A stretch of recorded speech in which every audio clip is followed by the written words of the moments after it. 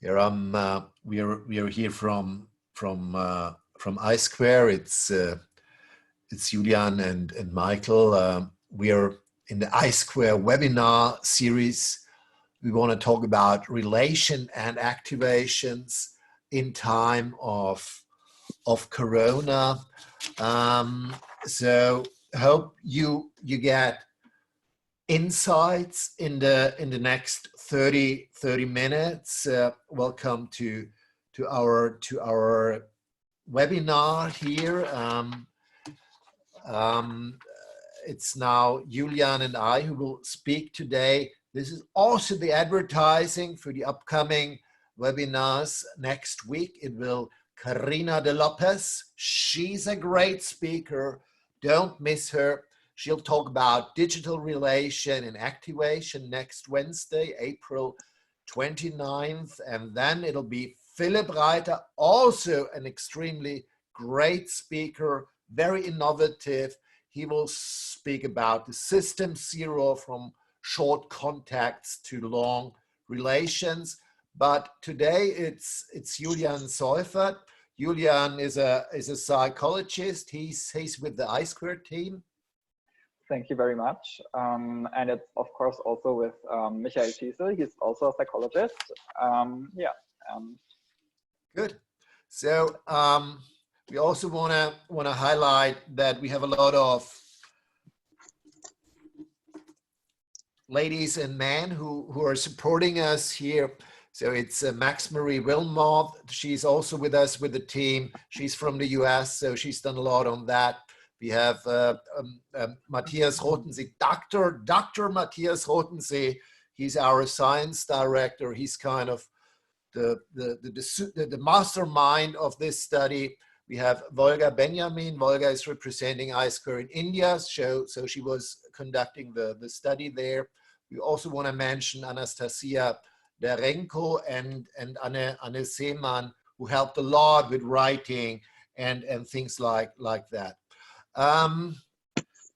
Yeah, I Square is, well, somehow we still tend to call ourselves a marketing research company. We believe that we have a unique combination of psychology and technology, and we want to provide you the decisive insight for the real human experience. Human experience we tend to use now more and more intensely. I know we are in the marketing research industry. There's nothing wrong with this wording, but if we really look to the roots of the industry, it's even beyond what could be seen the consumer, or it's even beyond which could be seen as the user of a web page. It is a human being, and we are dedicated to understand this experience and certainly to foster business, to bring our clients the relevant insights, and also, excuse me, a little bit the metaphysics here, to create harmony between man and machine, that this relation is kind of a positive relation, where we would also think that the positivity of this relation contributes to good business, for example. Since this is a big claim, it's a big leap from us, real human experience, we leave it up to you to think, well, is it really real human experience? But we try to convince you somehow. Today, we will talk about the Corona experience studies. We were conducting a lot of these studies. So Julian is the expert for that. He was running all these studies. We were also influenced by a lot of other colleagues who've done superb research on the phenomena. Let me name Steffen Schmidt from the Link Institute, but let me name also Dirk Ziems from Concept M. We also came up, also parts with their thinking, with a kind of a 4-stage model, how the psychological impact of this crisis is. And we had a Berlin artist, Dennis Rudolph, kind of making a picture out of this theory. This picture looks very classical in its technique, but it isn't. He's done that picture on an iPad, so this is in itself also a digital artwork, and it shows the 4 stages we see in the crisis. On the lower right, you see the turmoil, then the regression, then the hyperstrength, and the neo-normality. The turmoil was the first stage. Turmoil is affected by high inner activity, and a system, a psychological system, which could be coined arousal, is his highest level there.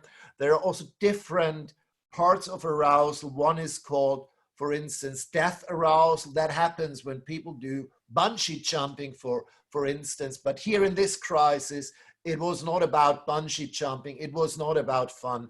It was about something very, very serious. Julian will present you the data from this turmoil state. And after the turmoil, we kind of went into the regression stage.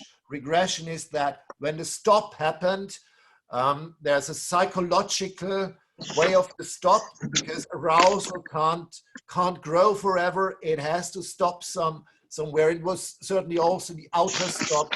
Now, I would say nearly in all the countries of the world, there is this thing called lockdown. So people are they are at home, they can't move so much, and then they go into the regression stage.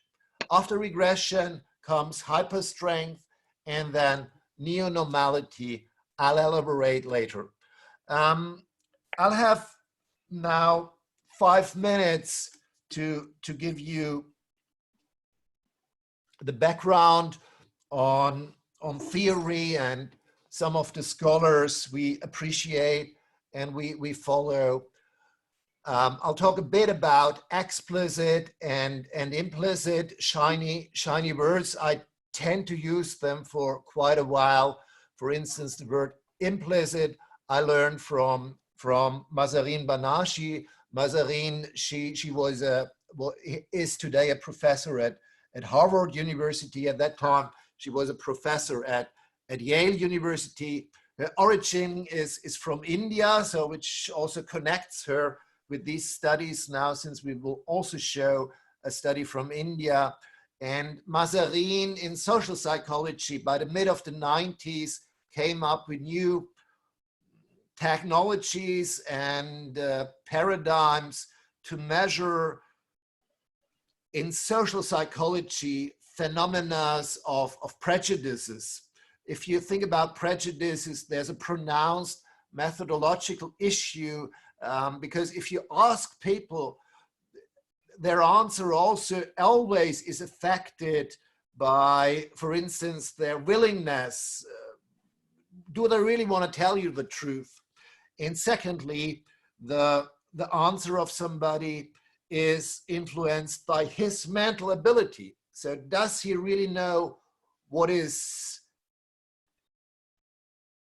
in his mind? And so Mahzarin came up with that concept of implicit. She's very famous for a tool called implicit association test. You could also check that out on the internet. And well, this is a link about her work. And this is an article I was reading intensely in the late 90s. I could still remember that. Greenwald, Debici, Jordan, Schwartz, and they came up with the implicit association test. Let me also show this screenshot of a YouTube video. Here we see Daniel Kahneman, Nobel Prize winner.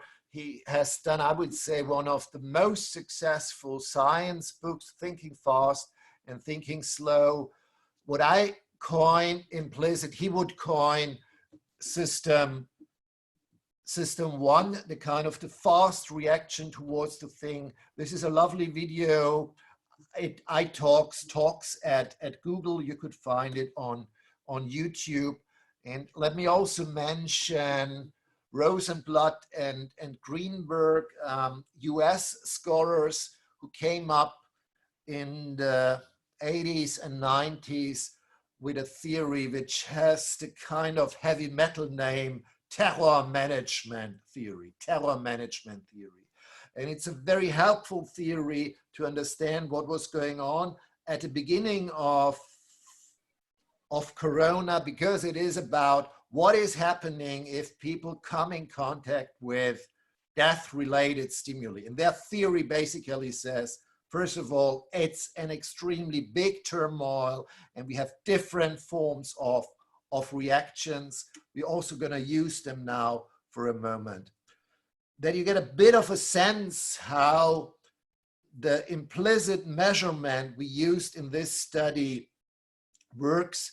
I want to invite you in this psychological task, which is called Stroop test. I think the inventor, his name is Stroop. And now at your screen, you see a word, it's blue. And sorry for that, but now you have the little bit silly task, try to read it loud. And then I show you another word and you move on with the same task. So now you see it on your screen, and at home you could now say blue, blue. Next slide, red, green, yellow, blue. And maybe you feel it, hopefully it worked for you, but there's a dissonance between here the semantics and the syntax. So blue is written in red, and you need a little bit longer for fulfilling this task. And the kind of the time you need in psychology could be called reaction time. And this kind of paradigm we used here is a bit similar. So we show words on a, for instance, on a smartphone, on a screen. It is about Corona here, and we associate them with other words, with adjectives, with attributes, for instance, dangerous or deadly, and we see how fast people are in their reaction. We're also interested in their reaction, whether they say yes or no, but we take the time as a second indicator for the availability, the mental availability of the concept. And this is the basic idea of these implicit reaction time tasks. They came out from basic research, and for 20 years they are on the market. We like them very much because they give us a deeper insight, and we were assessing these methodologies for understanding Corona. That's kind of the full I-square model. I elaborated now system one. The system is about the feelings. The system two, which is about thinking, and mainly the thinking. The system two is the main object of marketing research. And before that, we have kind of the perception, the Berührung, the moment of the touch. Maybe some of you had a first touch with Corona like that. Here is a video of one of our colleagues. We've done an eye tracking with him, so that the dot in the middle kind of reflects where his visual attention was. He was interacting with a tool which was about showing him the exponential curve, how fast Corona will spread on the world. This is an example of a website user of the telecom website. I'll come back to that at the end of the presentation. Also very, very positive example. So if we combine the phenomena of Corona, we can say, well, on the perception level, we had all these pictures like the exponential curve, For instance, it was also an iconic picture, Pope Francis, Franciscus alone in Rome. It reminded us of other pictures like Outbreak. We saw coffins, we saw pictures of dead people. We also had a lot of small interactions like all these jokes about the toilet paper and stuff like that. And on the explicit level, well, things are going somehow positively here. For instance, the GIM was doing a very good study which kind of showed that on the explicit level, there's a kind of optimistic responsibility to bring all the data together. On the implicit side, we saw a lot of different phenomena, also phenomena supporting that. And now I'm going to hand over to Julian, who will guide you through these studies. And if there are questions from your side, please raise them. I think Julian takes a care about also the chat window. Yes, exactly. I can see that. Thank you so much, Michael, for that nice explanation of our theoretical background. And yeah, without further ado, yeah, let's jump right into the model. So here you can see it again, just as Michael explained before. And I'd like to start with you at the first stage, turmoil, which actually was very nicely supported by the data from our first study that we conducted in Germany from March 7 to March 9. And what we found was the following. On the right-hand side, you can see a selection of items that we showed to our participants. And as you can see, items like infection and sick, so like the basic disease-related items, they exhibit pretty much the same values for both flu and the coronavirus, whereas the more severe attributes like fear or threat are associated stronger like with the coronavirus than with the common flu. Yes, and that's actually pretty interesting because still those values aren't like super high, but and that's quite descriptive for the stage of turmoil, because like at that point people are really agitated, like activation levels and also the movement levels are very high due to new situation that people have to deal with, and there's not really time yet to like process the whole situation on an emotional level. So those reactions are still not like extended to the fullest.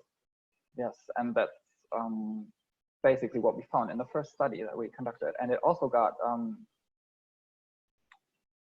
quite much attention from the media. Sorry. Oops. Can we jump back in, Michael? I don't know if I just Sure. destroyed it. No problem.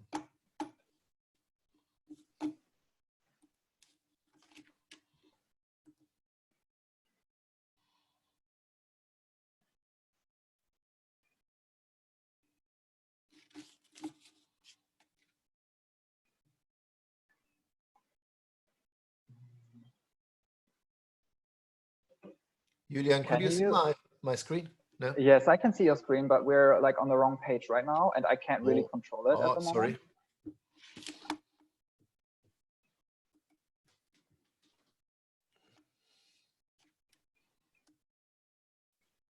This is nice for you.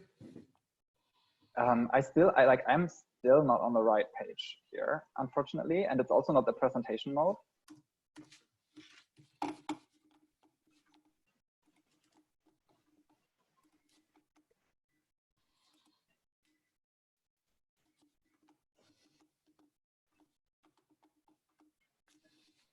Okay, that's a bit confusing right now.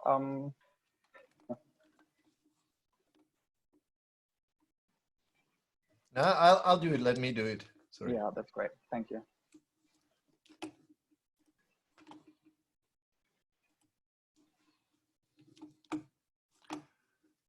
Okay, that looks amazing. This is fine. Yes, this is very stuff. Great. Thank you so much. Okay, now I just try to change the slide. Okay. Good. Yes, it worked. Okay, great. Yeah, sorry for that. The first study that we conducted, it actually got great attention from the news as well. So Michael also presented it on German television and then on some online platforms as well. Yes, and then the next study that we conducted, it was approximately 1 week after the first, and it took place in the US from March 13 to March 16. And when we take a look at the data, you can see that similarly to Germany, we have pretty much the same results for infection and for sick, whereas for the other items like fear and threat and problem or crisis, the values are far more pronounced. And they, on the one hand, we have like a bigger contrast to the common flu, but we also have a lot higher values than we had for the first German wave. And of course, that can be explained with plays like 1 week later. So the whole situation has changed again around the world. But as well, as you may know, in the US, the whole system and especially the healthcare system is just not as elaborated as it is in Germany. And there's just not the people don't really have the possibility to rely on this like big other as much as we can do here, like just yeah, because they don't have the security, unfortunately, that we do have here. So yeah, that actually seems quite intuitive that people are just more afraid and see more of a threat in the coronavirus than we did here. And also, as you can see, the levels for unclear are also lifted, which also seems pretty plausible, the fear and the threat surrounding the pandemic.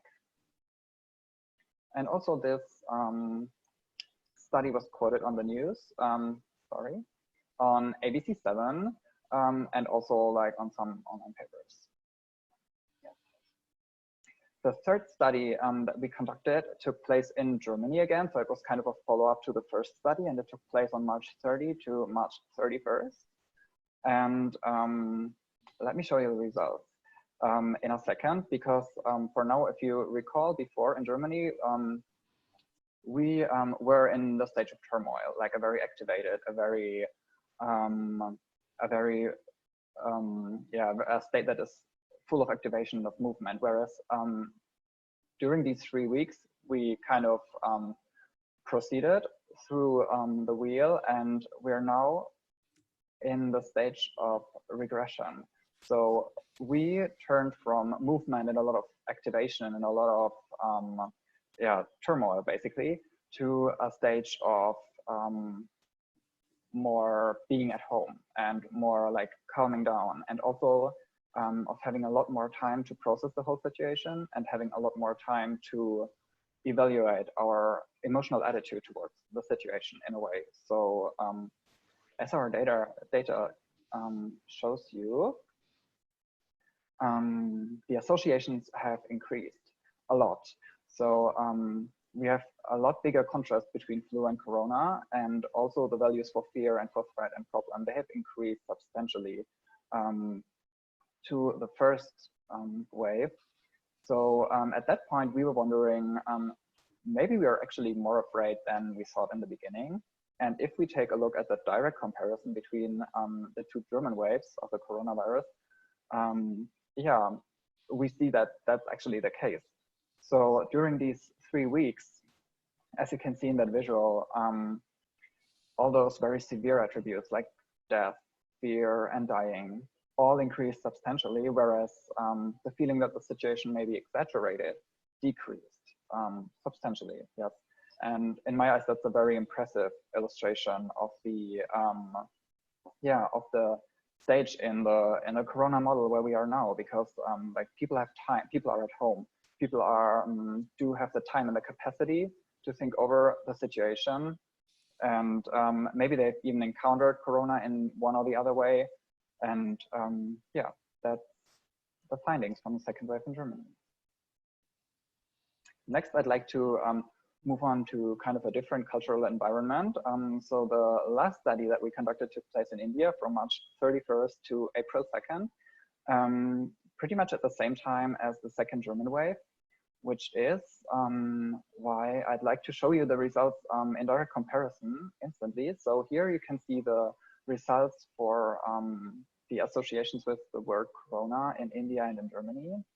And as you can see, also in India, we have very strong emotional reactions to the pandemic. Whereas you can also see that we have a lot lower values for example, for threat. And on the other hand, we have higher values for exaggeration and also for the feeling of indifference. And maybe recall it, but when India, the way India was facing the situation was they kind of just did like a very sudden lockdown of the whole society. And in that way, maybe the Indian population just felt more secure, or they just had the feeling that the state or the system just kind of knows what they do, and they can rely on the system to just deal with the situation. And yeah, that's what may explain these results.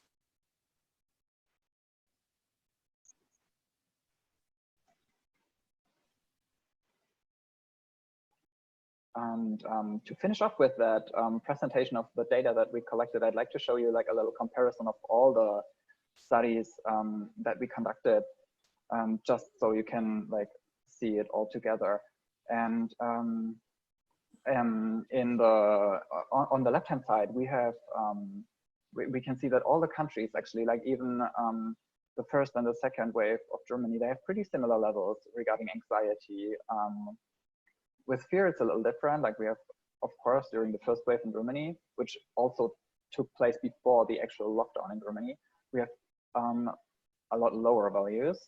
And then if we take a look at the yellow line, which is India, you can see that India is actually regarding spread and also regarding exaggeration, very close to the first German wave.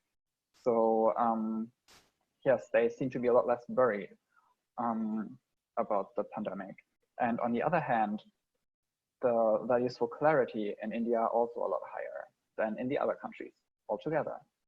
Yes, and that's in my eyes also a very impressive just visualization how also the handling of the whole situation differs within cultural environments.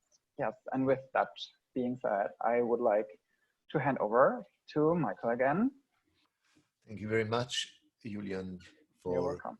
for guiding us through this precious data from 3 different cultures and in countries. Let me here again show again the 4 stages: the turmoil, the regression, and then the hyperstrength and the new normality. Let me also point to one remarkable methodological thing. If we use implicit data, we get a much better sense of the kind of underlying psychological moments. Not to say that a survey is wrong in a way. Also, a survey tells us something relevant, but a survey is much more on the cognitive side. And with reaction times, we're getting better to the kind of the heart side and the kind of body phenomena. And at the moment, we see that despite the fact that, for instance, in Germany, for God's grace or whatever, we don't have a lot of dead people, but fear is spreading very, very much. People are certainly optimistic. They have their own psychological ways of interacting with that. They try to be optimistic. Nevertheless, there's a big need to address this kind of situation. Corona is a toxic sign, as Dr. Andre would point out in his important book about placebos. And for instance, the task of the marketing is to give something positive towards that. So marketing, in a way, has a therapeutical responsibility, to put it like that. And this is also a point we want to convey to you. And a great example how to do that is Deutsche Telekom. That's a little bit how they communicate on their website. Wir verbinden Deutschland, wir sind für euch da, damit ihr füreinander da sein könnt. We connect Germany, we are here for you, that you have the possibility to be there. In the terminology of the neurosemiotic, we would say they, in a masterly way, combine the fatherly function, the motherly function, and the sibling function. And they've done a superb spot, great video, which addresses the whole crisis. And I wanna end the presentation with this, also to give you a very, very positive example. Also, the data we have are great about that. And let me end then with the current spot of the Deutsche Telekom. Irgendwie ist im Moment natürlich nichts mehr wie normal. Umso wichtiger, dass wir genau jetzt Wege finden, um uns miteinander zu verbinden und miteinander verbunden zu bleiben. Blick nach vorn.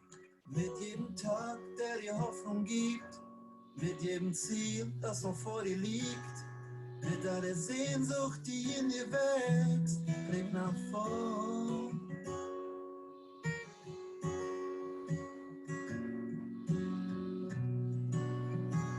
Ihr macht das Beste aus dem besten Netz. Und wir sorgen dafür, dass ihr immer dabei sein könnt. Yeah, I think this was a great example. It was real somehow. Okay, let's stay real. This I-Square from Berlin. These are the famous tattoos of the people working at I-Square. I never say the names. One has the Berlin Bear. One has this lovely lady from Mexico. That's it. Let's keep up with real relation. Hope that was of interest for you. And now feel free to address your questions to Julian and to me. Yes.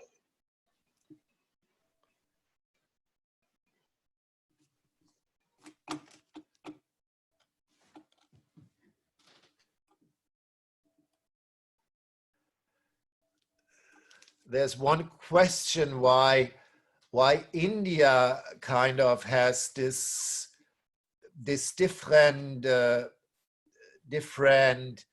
data. So they shown they thought a little bit more. It's over exaggerated. And it's also the question asks why in India they really stayed at home during the lockdown. So yes, I would say that's a bit typical for an Asian culture.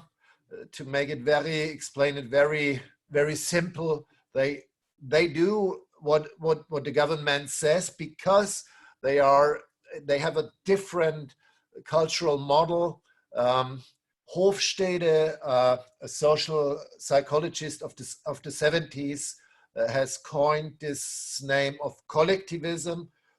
So if we take a look on intercultural studies, normally countries like India, China, Japan, they are much higher on collectivism than the highly individualistic countries are in the West. So maybe it's even tougher for a Western country to stay at home, especially individualistic Berliners don't like it that much. I mean, they do somehow. Yeah, I totally agree. And also, like, if you have a question, you can use the feature to raise your hand, because then you're also allowed to talk, and that may be a little easier.